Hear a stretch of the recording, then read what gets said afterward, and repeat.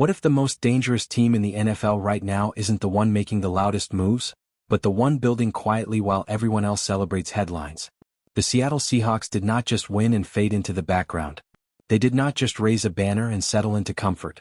They won young, they won fast, and most importantly, they won before this roster even hit its ceiling. That is the part the rest of the league is still struggling to understand. When a team this young finds championship rhythm and still has financial flexibility, draft capital, and internal growth left, that is not a one-year story. That is the beginning of something that can stretch across seasons. The offense does not feel like it caught lightning in a bottle.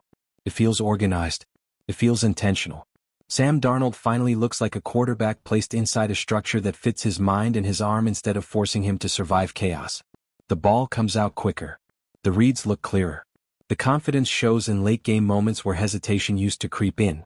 Kenneth Walker III has evolved from explosive playmaker to tone setter, the kind of running back who does not just break big runs but slowly leans on a defense until it breaks. By the fourth quarter, defenders are tired of tackling him. Jaxon Smith-Njigba has moved beyond potential and into production, finding soft spots in coverage on third down and showing a level of polish that makes defensive coordinators adjust their plans weekly. None of this feels accidental, and more importantly, none of it feels finished. What truly shifts the balance of power in the NFC, though, is that the defense that powered the championship run is largely intact. Devin Witherspoon still plays with that aggressive intelligence that disrupts timing routes before they even develop. Woolen's length still erases vertical threats and shrinks passing windows. Ernest Jones continues cleaning up in the middle, while Leonard Williams and DeMarcus Lawrence collapse pockets and squeeze run lanes up front. This was not a defense that survived on turnovers alone. It controlled games. It shortened fields. It forced even elite quarterbacks to speed up their process. When a defense like that stays together and the offense grows more efficient, the ceiling rises higher than most analysts are willing to admit. John Schneider understands something critical that separates short-term winners from sustained contenders. Championship windows close quickly in the NFL, especially in a division as unforgiving as the NFC West. The San Francisco 49ers will reload. The Los Angeles Rams will compete as long as their core stands upright. There is no free path back to the top. That is why Seattle's moves have been calculated rather than flashy. Quiet futures contracts. Depth signings that barely trend on social media. Strategic flexibility instead of emotional spending. Keeping Tyler Hall on a futures deal might look insignificant on the surface, but retaining a capable nickel corner gives the front office freedom at pick 32. Freedom means leverage, and leverage means options. That late first-round selection is not just a chance to grab a headline name. It is currency. It can be flipped for multiple picks, reinforcing the offensive line, strengthening the backfield, and protecting Sam Darnold over the long term. When you are not desperate at corner because Witherspoon and Woolen anchor the room, you can step back in the draft and collect value. That approach builds depth across the roster instead of concentrating hope in one rookie. It also creates flexibility if an opportunity emerges for a proven edge presence who can tilt games instantly. And that is where the conversation becomes fascinating. A player like Bradley Chubb brings proven production and physical edge-setting ability. Plugging that into this defensive front would not simply maintain performance, it would amplify it. Then there is the bigger swing, the name that changes perception across the league. Max Crosby. Crosby's relentless motor and yearly sack production force offenses to alter protection schemes before the ball is even snapped. Dropping that kind of energy into a defense already built on discipline and chaos would not just strengthen Seattle's identity, it would redefine it. Of course, such moves require draft capital and financial courage. The question becomes whether one more star outweighs one more future pick. Even beyond the roster, Seattle quietly upgraded its intellectual infrastructure. Strategic additions to the coaching staff, fresh offensive perspectives, and continuity in key areas ensure the scheme evolves rather than stagnates. Sustainable success in the NFL is rarely about one splashy signing. It is about layered improvement, talent, coaching, flexibility, culture, all aligned toward January football. The decision not to franchise tag Kenneth Walker III reflects that philosophy. Locking a running back into a massive one-year number may satisfy urgency, but a structured extension protects both player and team. It keeps the window open without mortgaging the future. This feels different from past eras because the weight is distributed more carefully. Depth matters. Cap flexibility matters. Development matters. The NFC is too competitive to rely on perfect health or perfect luck. The 49ers reload. The Rams adjust. The North grows stronger every year. There is no clean path, only preparation. Seattle appears to be building for annual contention rather than a brief spike. And beneath all of it lies something larger than contracts and draft boards. For many fans, this team represents stability during unpredictable seasons of life. A long playoff run cannot solve personal battles, but it can provide moments of focus, of hope, of shared energy. Sustaining a competitive window means sustaining those moments year after year. That is the quiet ambition driving this front office. Not just another banner, but prolonged relevance. The league may still view last season as a perfect storm. But when you examine the roster continuity, the draft leverage, the coaching upgrades, and the disciplined financial approach, it does not look like a storm. It looks like a structure. And if that structure continues to strengthen, the rest of the NFC may soon realize that Seattle's rise was not a surprise chapter. It was the opening paragraph of a much longer story.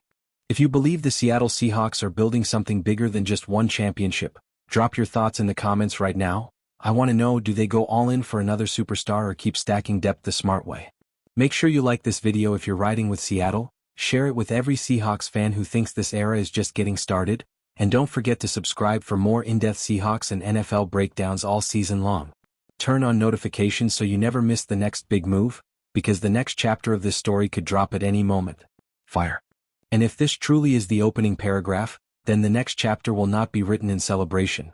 It will be written in pressure. Because sustaining success in the NFL is harder than achieving it once.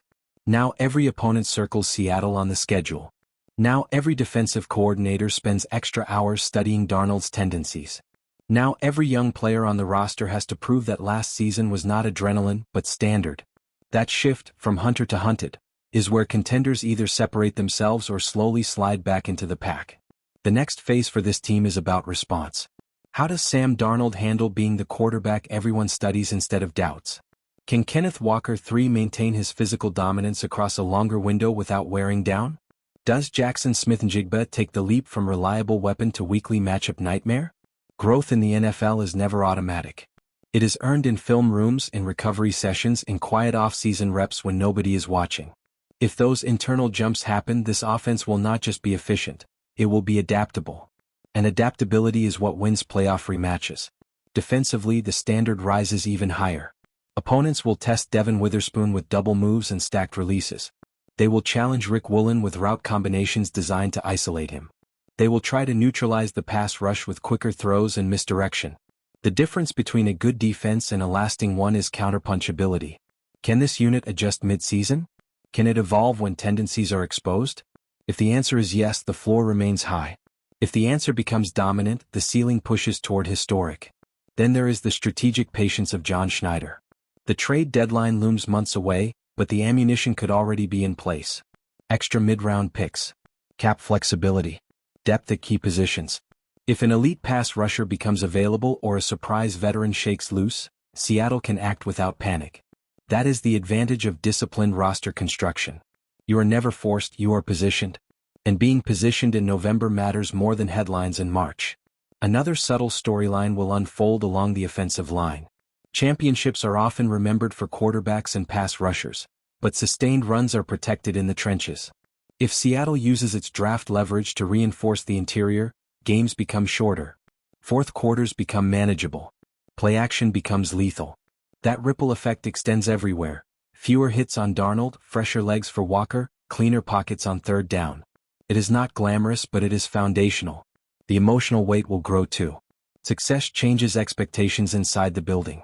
Younger players must learn to handle praise without drifting into comfort. Veterans must hold standards when fatigue creeps in during a long season. Coaches must anticipate complacency before it appears. The locker room culture that powered one title must prove it can power 2, 3, maybe more deep January runs. That is where leadership becomes invisible but critical. The conversations after losses, the accountability after narrow wins, the refusal to accept good enough. And then there is the NFC landscape itself. Rival teams will improve. Injuries will shift dynamics. A breakout quarterback somewhere else could alter playoff seeding. Seattle cannot assume a smooth road. The goal is not dominance every week. It is resilience over 17 games and beyond. If this roster is built correctly, it will absorb hits without losing identity. That is what separates annual contenders from seasonal surprises. So the next part of this story is not about whether Seattle can repeat last year's magic. It is about whether they can normalize excellence. Whether Sundays remain meaningful deep into winter. Whether the blueprint holds under stress.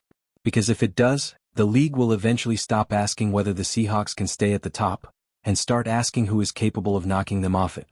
And that is when you know the transformation is complete. If you believe the Seattle Seahawks are building something bigger than just one championship, drop your thoughts in the comments right now. I want to know, do they go all in for another superstar or keep stacking depth the smart way? Make sure you like this video if you're riding with Seattle, share it with every Seahawks fan who thinks this era is just getting started, and don't forget to subscribe for more in-depth Seahawks and NFL breakdowns all season long. Turn on notifications so you never miss the next big move, because the next chapter of this story could drop at any moment. Fire. And when that transformation is complete, the conversation around Seattle will quietly shift from "can they repeat?" to something far heavier: how long can this last? That is the question that defines dynasties. Not whether you can climb the mountain once, but whether you can build a base camp strong enough to keep returning to the summit. The Seahawks are entering that phase now, where the margin for error shrinks and every decision echoes louder than before. The salary cap will tighten. Young stars will expect extensions. Agents will circle. That is when discipline becomes more important than emotion. Extending the right players at the right time keeps the foundation intact. Paying too early or too aggressively fractures balance. John Schneider's patience will be tested in ways it was not during the initial climb. Because once a team wins, the market inflates around it. Depth players want raises. Rotational contributors see themselves as starters. The front office must decide who fits the long-term vision and who becomes part of the cycle that keeps the roster fresh. At the same time, the development pipeline becomes critical. Championship teams cannot rely solely on veterans. They must draft and develop consistently. That means mid-round picks turning into starters. It means late-round selections carving out roles on special teams before growing into defensive packages. It means the coaching staff extracting growth from players the rest of the league overlooked. If Seattle continues to hit on those hidden layers, the core remains protected even when inevitable departures occur. The quarterback position will always anchor the narrative. If Sam Darnold continues ascending, the ceiling stays high. But real contenders prepare for every scenario. Depth at quarterback matters. Scheme adaptability matters. The ability to win in multiple ways, through the air, on the ground, in defensive slugfests, keeps a team dangerous regardless of conditions. Playoff football often shifts into slower, tighter games. If Seattle can control tempo when necessary and explode when opportunities appear, they remain unpredictable. And unpredictability in January is lethal.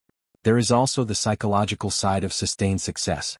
The hunger that fueled the first championship can fade if not guarded carefully. That is where internal leadership matters more than external noise. Veterans must remind younger players that rings are not guarantees for the future. Coaches must maintain intensity even after comfortable wins. Culture is not built once, it is reinforced daily. The Seahawks' next evolution depends as much on mindset as talent. Across the NFC, challengers are forming. Teams are studying Seattle's blueprint, trying to replicate the defensive versatility, the balanced offense, the patient roster management. The difference is that imitation rarely matches origin. The Seahawks have the advantage of continuity. They know what worked. They know where they were vulnerable. And they have time, that rare resource in professional sports, to refine instead of rebuild. If the next draft class contributes immediately, if the edge position receives that final injection of dominance, if contract negotiations remain measured instead of reactive, this roster could enter a multi-year stretch where deep playoff runs feel normal rather than extraordinary. That is when narratives truly shift. The league stops viewing you as the defending champion and starts viewing you as the measuring stick. And perhaps that is the quiet ambition driving everything behind the scenes. Not another surprise run. Not a brief era. But sustained relevance. Seasons that remain alive when the weather turns cold. Games that matter when others have faded. Moments that stretch hope across winters for fans who depend on them more than the box score reveals. The next part of this story will not be written in one off-season. It will unfold week by week, adjustment by adjustment, contract by contract. But if the structure holds, if the discipline matches the talent, the Seahawks will not simply defend a title. They will redefine what the next decade of NFC contention looks like. And when that happens, the rest of the league will realize something they overlooked at the start of this run. Seattle was never chasing a moment. They were building an era. If they truly are building an era, then the next stretch of this journey becomes less about highlights and more about endurance. Eras are not defined by explosive moments alone. They are defined by repetition, by stacking double-digit win seasons, by consistently hosting playoff games, by walking into January with belief instead of hope. That kind of stability does not happen accidentally. It is engineered in layers, reinforced through discipline, and protected by leadership that understands how fragile success can be. The Seattle Seahawks now sit at the most dangerous intersection in professional football: expectation and opportunity. Expectation raises the temperature. Every loss becomes a headline. Every slow start invites doubt. But opportunity remains wide open. The core is young. The defense is structured. The offense is ascending. And the front office has shown restraint rather than recklessness. That combination is rare in the modern NFL, where impatience often sabotages sustainability. To understand how this era can stretch, you have to look beyond stars and examine structure. Structure is what allows stars to shine without burning out. It is what ensures that when one contributor misses time, another steps forward seamlessly. That means depth along the offensive line, rotational stability on the defensive front, and versatile secondary pieces who can adjust week to week. The Seahawks have begun layering that structure quietly. Futures contracts, mid-tier veteran signings, strategic draft flexibility. These are not glamorous moves, but they are the steel beams inside the building. One of the defining characteristics of lasting contenders is trench dominance. When a team can win without perfect quarterback play because the line controls tempo, it becomes resilient. If Seattle continues reinforcing its interior line, shortening games through a consistent ground attack, it will dictate pace rather than react to it. Kenneth Walker III becomes more dangerous when holes open consistently. Sam Darnold becomes more decisive when pressure arrives a half-second later. Jaxon Smith-Njigba thrives when play-action pulls linebackers forward. Everything connects. Defensively, the next evolution is versatility. Devin, Witherspoon and Woolen already provide flexibility in coverage, but sustained dominance demands disguise. Rotating looks pre-snap. Bringing pressure